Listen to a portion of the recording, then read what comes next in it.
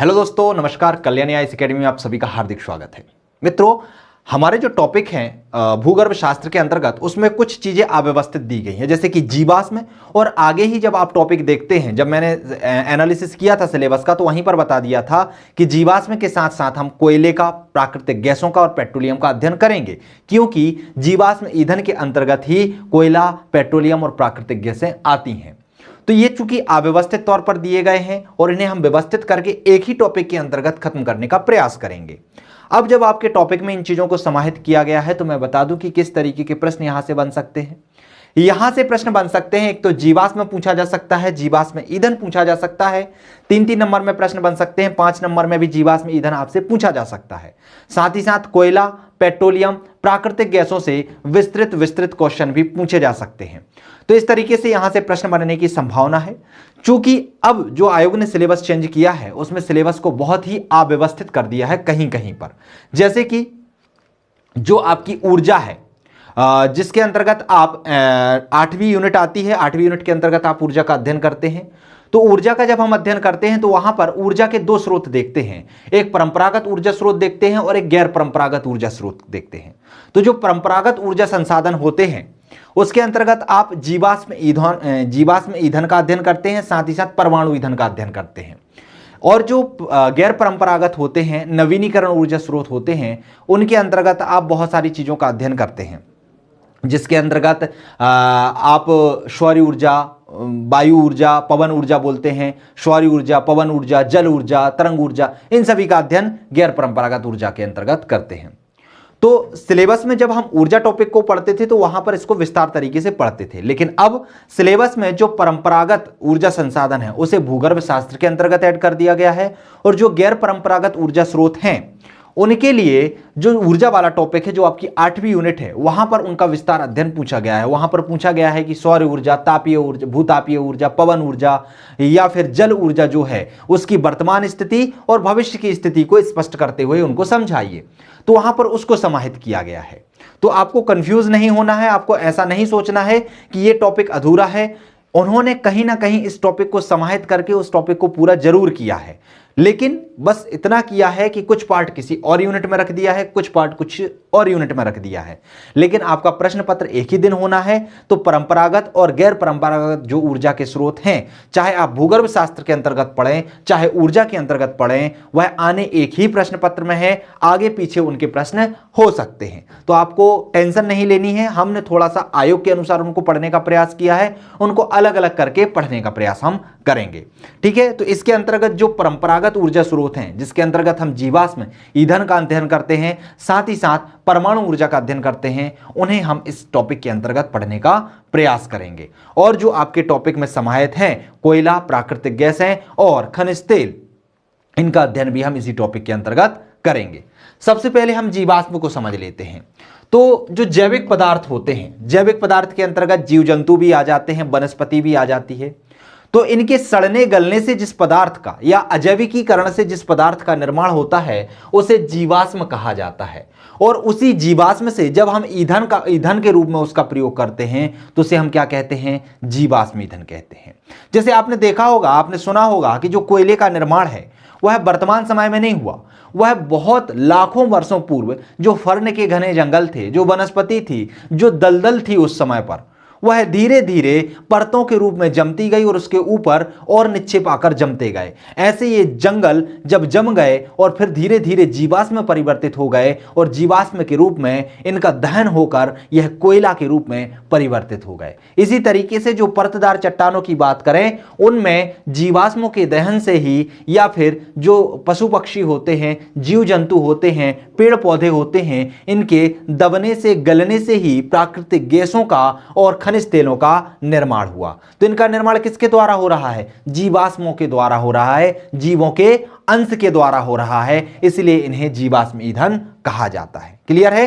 तो जीवाश्म ईंधन क्या होता है? जैविक पदार्थों के अजैविकीकरण से जिस ईंधन की प्राप्ति होती है, उसे जैव ईंधन या फिर जीवाश्म ईंधन कहा जाता है। यह ऊर्जा के कैसे स्रोत हैं? अनवीनीकरण स्रोत हैं, अर्थात परंपरागत स्रोत हैं। अनवीनीकरण और परंपरागत क्या होता है, हम समझा देते हैं। इसका विस्तार अध्ययन तो आपने ऊर्जा के अंतर्गत किया ही होगा कि नवीनीकरण ऊर्जा स्रोत क्या होते हैं, अनवीनीकरण ऊर्जा स्रोत क्या होते हैं, परंपरागत ऊर्जा स्रोत क्या होते हैं, गैर परंपरागत ऊर्जा स्रोत क्या होते हैं। फिर भी मैं आपको यहां पर बता देता हूं। नवीनीकरण ऊर्जा अनवीनीकरण ऊर्जा स्रोत ऐसे स्रोत होते हैं जिनका प्रयोग वर्षों पहले से ही होता आ रहा है। ध्यान रखिएगा, इनका अधिक उपयोग करने से एक तो इनके जो सोर्स हैं वो खत्म होने की संभावना बनी रहती है, साथ ही साथ पर्यावरण प्रदूषण होने की संभावना भी बनी रहती है। इन्हें ही हम परंपरागत ऊर्जा स्रोत या अनवीनीकरण ऊर्जा स्रोत कहते हैं। तो ये क्या है? अनवीनीकरण ऊर्जा के स्रोत हैं। इनके अंतर्गत कोयला, पेट्रोलियम, प्राकृतिक गैसें आती हैं जो आज के युग में ईंधन के रूप में सर्वाधिक प्रयुक्त हो रहे हैं। यदि हम ईंधन के रूप में देखें तो सबसे ज्यादा उपयोग जीवाश्म ईंधन का ही हो रहा है। किसका हो रहा है? जीवाश्म ईंधन। आपको बस इतना याद रखना है कि जीवाश्मों के द्वारा जिस ईंधन का निर्माण होता है उसे हम जीवाश्म ईंधन कहते हैं। और जीवाश्म कैसे बनता है? तो यह है जीव जंतु और वनस्पति के सड़ने और गलने से बनता है। क्लियर हुआ? दूसरा आपको ध्यान रखना है कि जो जीवाश्म ईंधन होता है वह अनवीनीकरण या परंपरागत ऊर्जा स्रोत के अंतर्गत आता है।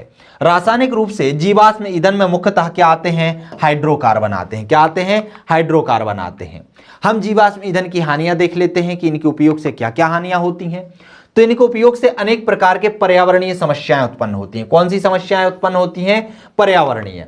इनके जलने से जैसे कि कार्बन उत्सर्जन होता है, कार्बन का उत्सर्जन होता है, नाइट्रोजन एवं सल्फर डाइऑक्साइड तथा अम्लीय ऑक्साइड उत्पन्न होते हैं। अब ये जब उत्पन्न होते हैं तो इनसे आपको श्वसन संबंधी समस्याएं होती हैं, इनसे ही अम्लीय वर्षा जैसी समस्याएं होती हैं, इनसे ही जो वायुमंडल में तापन होता है, वायुमंडलीय तापन होता है, ग्रीन हाउस प्रभाव जिसे कहते हैं, उसमें वृद्धि होती है। इनके परिणाम स्वरूप क्या होती है? अम्लीय वर्षा होती है। अम्लीय वर्षा क्या होती है? पर्यावरण के अंतर्गत आप इसको डिटेल में पढ़ेंगे, लेकिन मैं फिर भी बता देता हूं कि जब आपकी वर्षा होती है उसमें जब अम्लीय ऑक्साइड मिल जाए, उस पानी में अम्लीय ऑक्साइड मिल जाए तो उससे होने वाली वर्षा को तेजाबी वर्षा या अम्लीय वर्षा कहते हैं। उसमें नाइट्रस के ऑक्साइड और सल्फर डाइऑक्साइड मिल जाते हैं। और इनका उत्खनन कैसे होता है या इनका उत्पादन कैसे होता है? तो जब आप उद्योगों के द्वारा कोयले को जलाते हैं, प्राकृतिक गैसों को जलाते हैं या फिर खनिज तेलों को जलाते हैं तो इनके दहन के द्वारा, या फिर जब खनिज तेलों के जलने के कारण जो गाड़ियों से धुआं निकलता है तो इनके जलने के कारण कौन कौन सी गैसें निकलती हैं? यही हानिकारक गैसें निकलती हैं। और यह हानिकारक गैसें सल्फर डाइऑक्साइड, नाइट्रोजन के ऑक्साइड, यह ऊपर जाकर वायुमंडल में विलीन हो जाते हैं। और जब वर्षा के द्वारा वर्षा का जल नीचे आता है तो यह उसमें घुलने के कारण पृथ्वी पर पुनः वापस आ जाते हैं और यह लोगों को भी नुकसान पहुंचाते हैं, जीव जंतुओं को भी नुकसान पहुंचाते हैं, वनस्पति को भी नुकसान पहुंचाते हैं, साथ ही साथ जो हमारे विश्व धरोहर स्थल होते हैं उनको भी नुकसान पहुंचाते हैं। तो ठीक है, अम्लीय वर्षा का कारण भी क्या बनते हैं? आपके परंपरागत ऊर्जा के अंतर्गत आने वाले जीवाश्म ईंधन ही बनते हैं। अर्थात जीवाश्म ईंधनों के दहन से क्या होती है? अम्लीय वर्षा होती है। इससे वायु प्रदूषण के अतिरिक्त ग्रीन हाउस प्रभाव के बढ़ने में भी यह सहायता करते हैं, यह सहायक होते हैं। अब बात कर लेते हैं हम कोयला का। कोयला जो होता है वह किसके अंतर्गत आता है? वह जीवाश्म ईंधन के अंतर्गत आता है। और यदि हम ऊर्जा के प्रमुख स्रोतों की बात करें कि सबसे ज्यादा हम किसका उपयोग करते हैं ऊर्जा के रूप में, तो हम करते हैं कोयले का ही। कोयले का उपयोग सबसे ज्यादा किया जाता है, चाहे आप उद्योगों में देखें, चाहे आप रेलवे में देखें। तो जब आप ऊर्जा प्राप्त करने के लिए जिस ऊर्जा संसाधन का उपयोग करते हैं वह कौन सा है? कोयला है। यह बहुतायता में पाया जाने वाला जीवाश्म ईंधन है, अर्थात बहुत ज्यादा इसके भंडार पाए जाते हैं, बहुत ज्यादा में पाया जाने वाला, बहुत ज्यादा मात्रा में पाया जाने वाला यह जीवाश्म ईंधन है। इसका उपयोग घरेलू ईंधन तथा विद्युत उत्पादन करने में किया जाता है। अर्थात घरेलू जो चिमनियां होती हैं या चूल्हे होते हैं उन्हें जलाने के साथ साथ जो विद्युत का उत्पादन किया जाता है उसमें भी हम कोयले का उपयोग करते हैं। इसका निर्माण कैसे हुआ है? तो इसका निर्माण लाखों वर्ष पूर्व जो फर्न के घने जंगल थे जिनमें बहुत 100-100 मीटर ऊंचे जो वृक्ष पाए जाते थे उनके दब जाने से, साथ ही साथ जो दलदल था उसका दब जाने से, पृथ्वी की परत के रूप में जम जाने से, लाखों वर्ष सड़ने गलने से ही कोयले का निर्माण हुआ है। देश का जो संपूर्ण ऊर्जा की जो खपत है उसमें सबसे ज्यादा प्रतिशत किसका है? कोयले का है। अर्थात 60% सिर्फ कोयले से ही जो ऊर्जा है वह प्राप्त होती है। अर्थात देश की संपूर्ण ऊर्जा की खपत का 60% ऊर्जा सिर्फ कोयले से ही हमें प्राप्त होती है। कोयले में मुख्यतः कार्बन और उसके यौगिक रहते हैं। क्या क्या रहते हैं? कार्बन रहते हैं और उसके यौगिक रहते हैं। कोयले की किस्मों की बात कर लेते हैं। तो कोयलों की कौन कौन सी किस्में होती हैं? तो कोयलों की जो किस्म होती है इसमें कार्बन की उपलब्धता के आधार पर इसे वर्गीकृत किया गया है। कोई किस्म ऐसी होगी जिसमें कार्बन की बहुत ज्यादा मात्रा होगी तो वह अच्छी क्वालिटी का होगा, जिसमें कार्बन की कम मात्रा होगी वह कम क्वालिटी का होगा। तो इसकी किस्मों की बात करें तो इसमें आती है पीट, लिग्नाइट जिसे भूरा कोयला कहा जाता है, बिटुमिनस, और आता है एंथ्रोसाइट। ध्यान रखिए ये 4 प्रकार का कोयला पाया जाता है। जो पीट होता है सबसे निम्न क्वालिटी का होता है, लिग्नाइट उससे थोड़ा सा अच्छा क्वालिटी का होता है, बिटुमिनस और अच्छी क्वालिटी का होता है जिसमें 55 से 65% कार्बन की मात्रा पाई जाती है, और सबसे अच्छी या सबसे उच्च क्वालिटी का यदि कोयला देखें तो वह होता है एंथ्रोसाइट जिसे उत्तम श्रेणी का कोयला कहा जाता है, और इसमें जो कार्बन की मात्रा है वह 80 से 90% तक होती है। यदि विश्व में सर्वाधिक उत्पादक देखें कि किस देश में सबसे ज्यादा कोयले का उत्पादन होता है और क्रमबद्ध यदि इनका अध्ययन करें तो सबसे पहले स्थान पर चीन आता है, फिर अमेरिका आता है, फिर जर्मनी आता है और फिर रूस आता है। इस तरीके से कोयले की श्रेणी निर्धारित होती है कि सबसे ज्यादा उत्पादन कोयले का कहां होता है? चीन में होता है, फिर अमेरिका में होता है, फिर जर्मनी में होता है, फिर रूस में होता है। यदि हम भारत की बात करें कि भारत में कौन कौन सी खानें हैं, कहां कहां से कोयला निकाला जाता है, तो भारत में पश्चिम बंगाल में है रानीगंज। रानीगंज से क्या निकाला जाता है? कोयला निकाला जाता है। वैसे यदि हम झारखंड की बात करें तो झारखंड में झारिया, धनबाद और बोकारो है। यहां खाने हैं जहां से कोयले का उत्खनन किया जाता है। उड़ीसा में तलचर क्षेत्र है। उसी तरीके से मध्य प्रदेश में सिंगरौली और सुहागपुर है जहां से उत्तम क्वालिटी का जो कोयला है वह निकाला जाता है, उसका खनन किया जाता है। तो क्लियर हो गया, ये क्षेत्र आपको ध्यान रखना है। विश्व के अंतर्गत आने वाले क्षेत्र हम देख चुके हैं। भारत के अंतर्गत विश्व के अंतर्गत हमने क्षेत्र नहीं देखे थे, लेकिन भारत के अंतर्गत आने वाले हम क्षेत्रों को देख लेते हैं। कौन कौन से हैं? तो वह रानीगंज है जो कि पश्चिम बंगाल के अंतर्गत आता है, झारिया, धनबाद और बोकारो है जो झारखंड के अंतर्गत आता है, तलचर उड़ीसा के अंतर्गत आता है, सिंगरौली और सुहागपुर मध्य प्रदेश के अंतर्गत आता है। तापीय ऊर्जा की बात कर लेते हैं। तापीय ऊर्जा क्या कहलाती है? तो कोयले के दहन से जो विद्युत प्राप्त की जाती है उसे क्या कहते हैं? तापीय ऊर्जा कहते हैं। तो ध्यान रखिएगा, जब आप मध्य प्रदेश के अंतर्गत कोयले या फिर आप परंपरागत ऊर्जा स्रोतों का अध्ययन करते हैं तो उसमें आपने देखा होगा कि बहुत सारे ऐसे उद्योगों का आप अध्ययन कर रहे हैं जो कोयले के दहन से चल रहे हैं, अर्थात जहां से कोयले का दहन किया जाता है और उससे ऊर्जा उत्पन्न की जाती है, तो आप उनका भी अध्ययन करते हैं। तो जो तापीय ऊर्जा क्षेत्र हैं वह भी किसके अंतर्गत आते हैं? परंपरागत ऊर्जा स्रोत के ही अंतर्गत आते हैं। क्यों? क्योंकि इनका निर्माण कैसे होता है? कोयले के दहन से ही होता है। तो कोयले के दहन से जो विद्युत प्राप्त की जाती है उसे तापीय ऊर्जा कहते हैं। एक शब्दावली आती है जिसे कहते हैं फ्लाई ऐश। फ्लाई ऐश क्या कहलाता है? तो ताप विद्युत ग्रहों से निकलने वाला जो अपशिष्ट होता है उसे फ्लाई ऐश कहते हैं। जो अपशिष्ट के रूप में बचा हुआ भाग रहता है उसे क्या कहा जाता है? फ्लाई ऐश कहता है। अब बात कर लेते हैं कि कोयले से लाभ क्या होते हैं और हानियां क्या होती हैं। कोयले के दहन से क्या क्या लाभ होते हैं और क्या क्या हानियां होती हैं। अर्थात कोयले का जो हम उपयोग है बहुत ज्यादा करते हैं, लेकिन अब वैज्ञानिक या फिर जो आपके पर्यावरणविद हैं या फिर जो ऊर्जाविद हैं वह क्या कहते हैं? वह कहते हैं कि परंपरागत ऊर्जा स्रोतों से हमें जो निर्भरता है वह कम करनी होगी और गैर परंपरागत ऊर्जा स्रोतों पर निर्भरता बढ़ानी होगी। वह ऐसा क्यों करने के लिए करते हैं? क्योंकि जो कोयला होता है, जो प्राकृतिक गैसें होती हैं, जो खनिज तेल होते हैं, इनके जो भंडारण होते हैं वह बहुत सीमित होते हैं। साथ ही साथ इनका जो उपयोग होता है थोड़ा सा कठिन होता है, और साथ ही साथ इनके दहन से क्या होता है? पर्यावरण प्रदूषण होता है। तो इनसे लाभ भी होते हैं और हानियां भी होती हैं। उनको हम एक एक करके समझ लेते हैं। यदि हम कोयले की बात करते हैं तो कोयले के लाभ की बात करें तो इससे विस्तृत रूप में उपलब्ध होता है। जो कोयला है इसके भंडारण बहुत अधिक मात्रा में पाए जाते हैं। लगभग हर जगह जहां पर भी गोंडवाना किस्म की चट्टानें पाई जाती हैं वहां पर इनका विस्तार पाया जाता है। किसका? कोयले का विस्तार पाया जाता है। तो कोयले का विस्तार बहुत अधिक क्षेत्रों में पाया जाता है। इनके भंडारण बहुत ज्यादा हैं। साथ ही साथ विद्युत रूपांतरण हेतु उपयुक्त हैं। इनसे विद्युत उत्पन्न की जा सकती है। कोयले को कोक में परिवर्तित कर इस्पात उद्योग में भी इसका उपयोग किया जा सकता है। अर्थात विभिन्न उद्योगों में, ऊर्जा के साथ साथ विभिन्न उद्योगों में भी हम कोयले का उपयोग कर सकते हैं।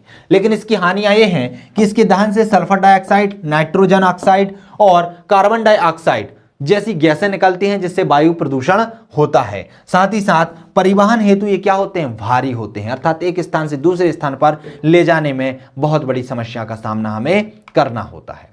अब बात कर लेते हैं हम प्राकृतिक गैस की। प्राकृतिक गैस दूसरा जो जीवाश्म ईंधन है उसके अंतर्गत आता है, अर्थात जीवाश्म ईंधन के अंतर्गत आने वाला दूसरा संसाधन है। कौन सा? प्राकृतिक गैस है, नेचुरल गैस।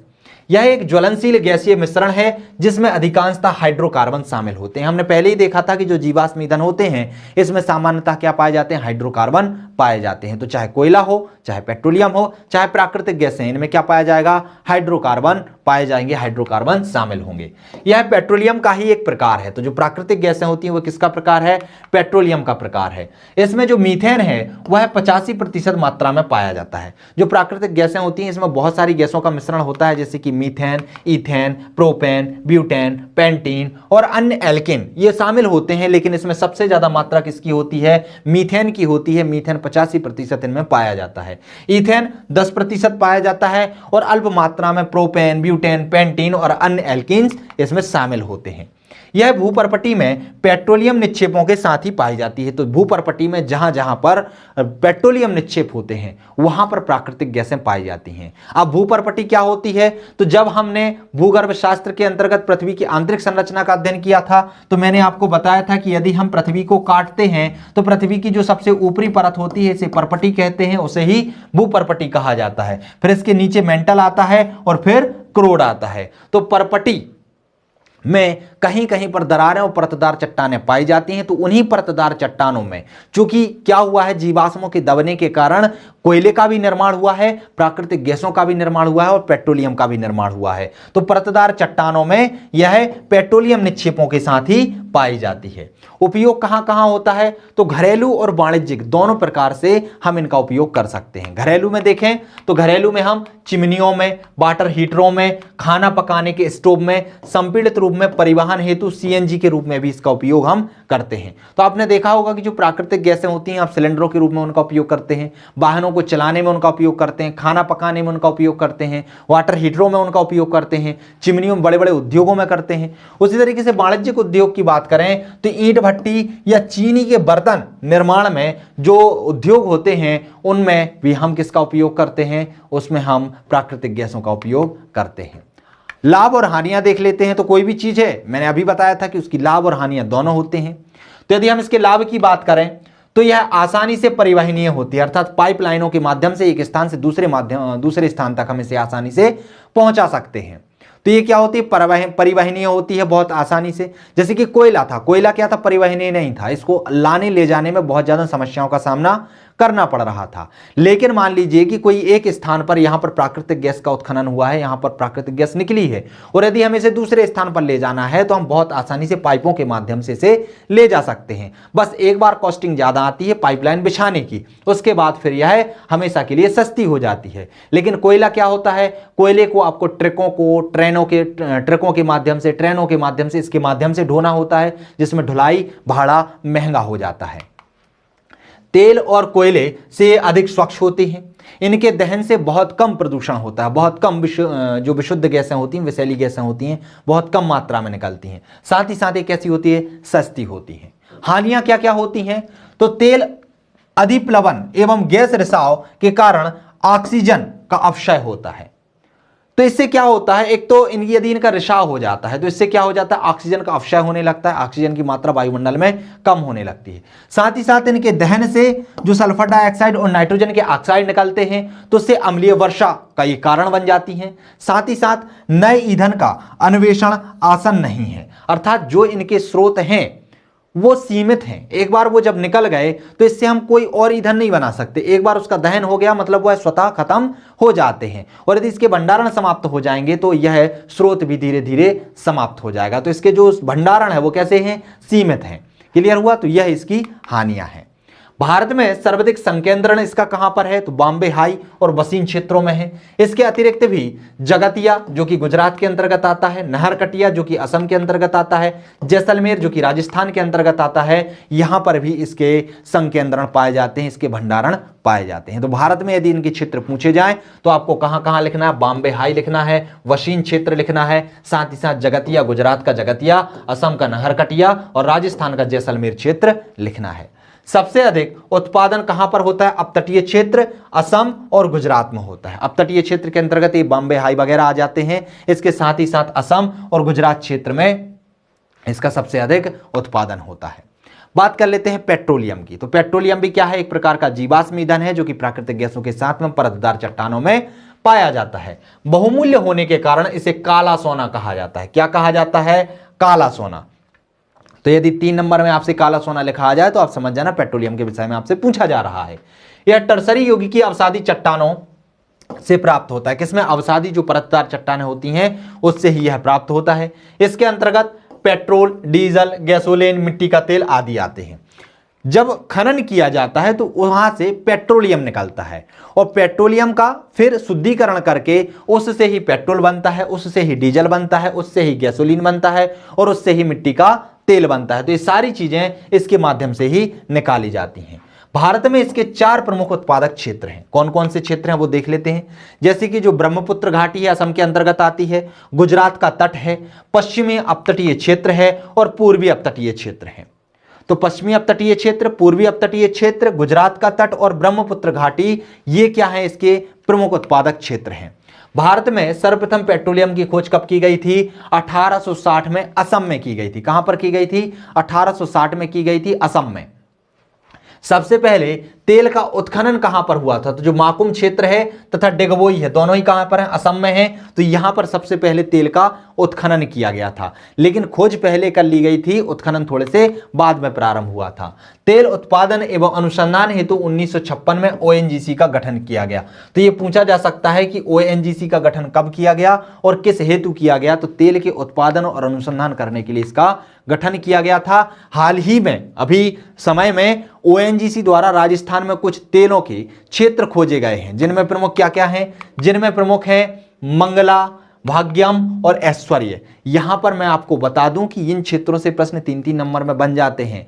विगत वर्षों में, पिछले वर्षों में मुख्य परीक्षा में मंगला पूछ लिया गया था, 3 नंबर में सीधा मंगला लिख के दे दिया गया था। लोग समझ ही नहीं पा रहे थे क्षेत्र है क्या, मंगला के विषय में दिया था। आप लिख सकते थे कि हाल ही में ओएनजीसी द्वारा राजस्थान के बाड़मेर में खोजा गया तेल उत्पादक क्षेत्र है या खनिज या पेट्रोलियम का क्षेत्र है। इतना आप लिख देते, आपको 3 में से 3 नंबर मिल जाते। तो ये आपको ध्यान रखना है, छोटी छोटी चीजें हैं, जैसे माकुम क्षेत्र पूछ लिया जाए, डेगबोई पूछ लिया जाए आपसे, ओएनजीसी पूछ लिया जाए, मंगला पूछ लिया जाए, भाग्यम या फिर ऐश्वर्य। एक तरीके से आपसे 3-3 नंबर में प्रश्न बन सकते हैं। तो आप सोचेंगे 3-3 नंबर की अलग से तैयारी होती, तो अलग से नहीं होती है। जब आप विस्तार रूप से पढ़ रहे होते हैं तो उसी में आपको नोट डाउन कर लेना चाहिए कि कौन सी चीजें इंपॉर्टेंट है, कौन सी चीजें दी जा सकती हैं। क्लियर हो गया, चलिए आगे बढ़ते हैं। भारत में प्रमुख तेल उत्पादक क्षेत्रों की बात कर लेते हैं। तो भारत में प्रमुख तेल उत्पादक क्षेत्र कौन कौन से हैं, तो असम के अंतर्गत डेगबोई, नहरकटिया और सूरमा घाटी आती हैं। कौन कौन सी आती हैं, डेगबोई आती है, नहरकटिया आती है और सूरमा घाटी आती है। उसी तरीके से गुजरात के अंतर्गत अंकलेश्वर, ये ध्यान रखिएगा, ओमकालेश्वर नहीं है, ये क्या है, अंकलेश्वर है और ये गुजरात के अंतर्गत आता है। तो अंकलेश्वर, नवग्राम और खंबात गुजरात के अंतर्गत आता है। वैसे ही पश्चिमी तट में और बॉम्बे हाई, पश्चिमी तट क्षेत्र और बॉम्बे हाई प्रमुख क्षेत्र रखते हैं, यहां से तेल का उत्पादन किया जाता है। भारत में सर्वाधिक कच्चे तेल का उत्पादन कहां पर होता है, तो सबसे ज्यादा होता है राजस्थान में और फिर होता है गुजरात में।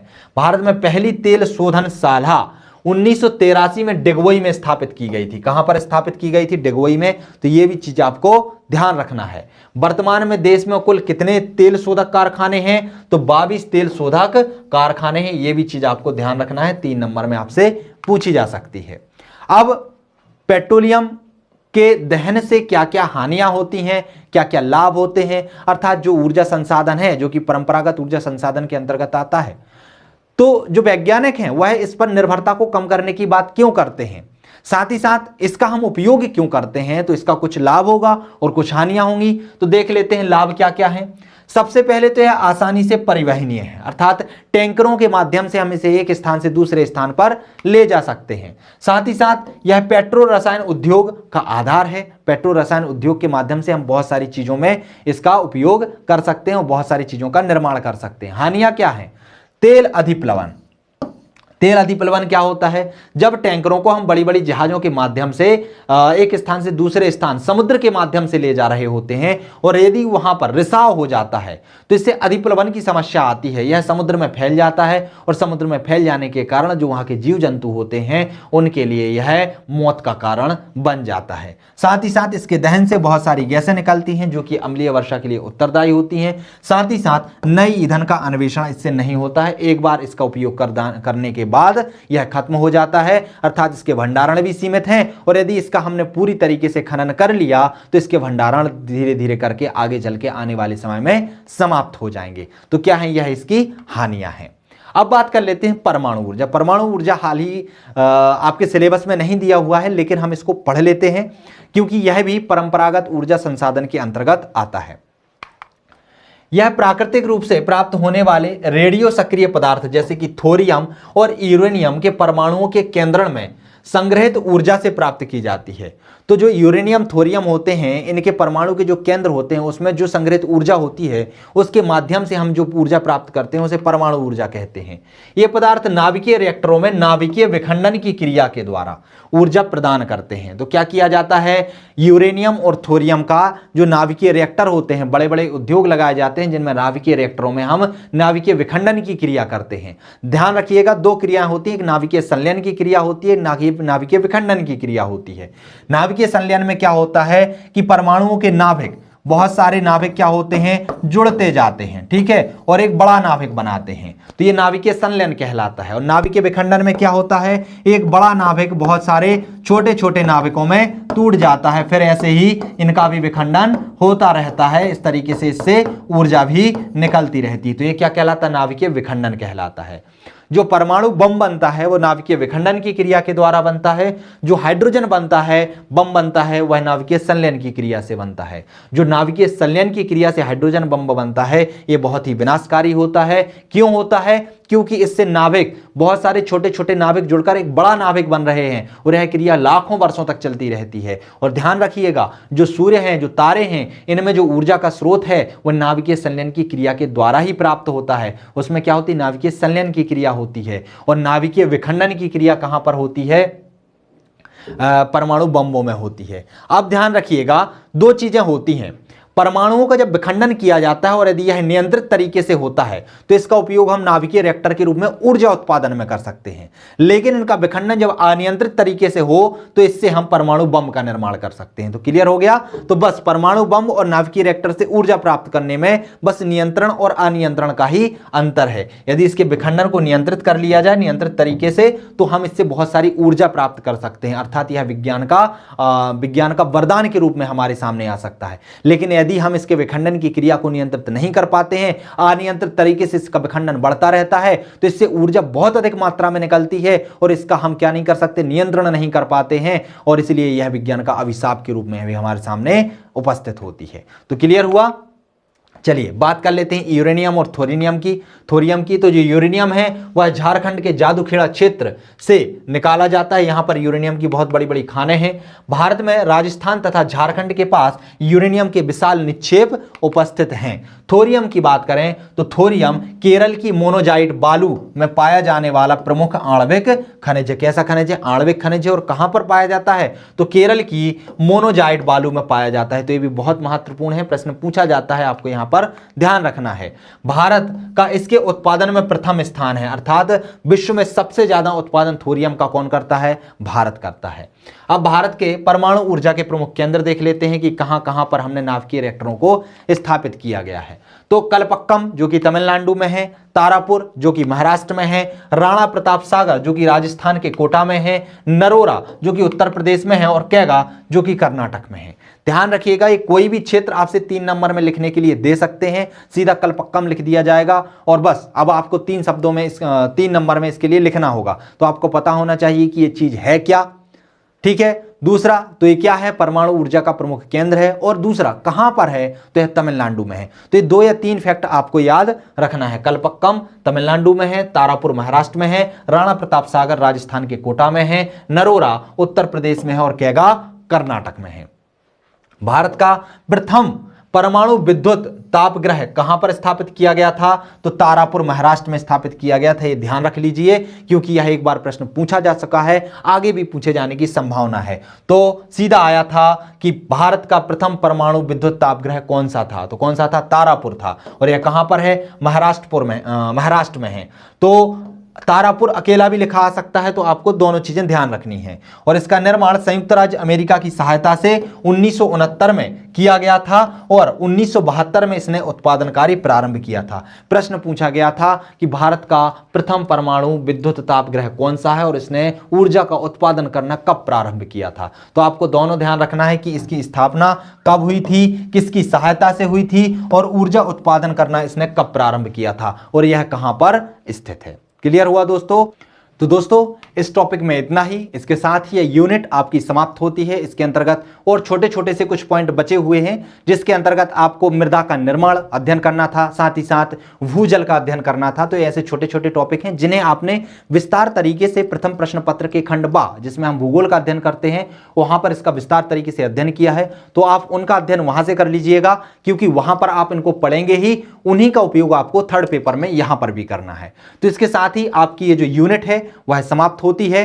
तो दोस्तों बने रहिए हमारे साथ, करते रहिए अच्छे से अध्ययन और आपके सफल भविष्य के लिए मैं मनोकामना करता हूं। और मिलेंगे फिर कभी अगली यूनिट के साथ। तब तक के लिए नमस्कार।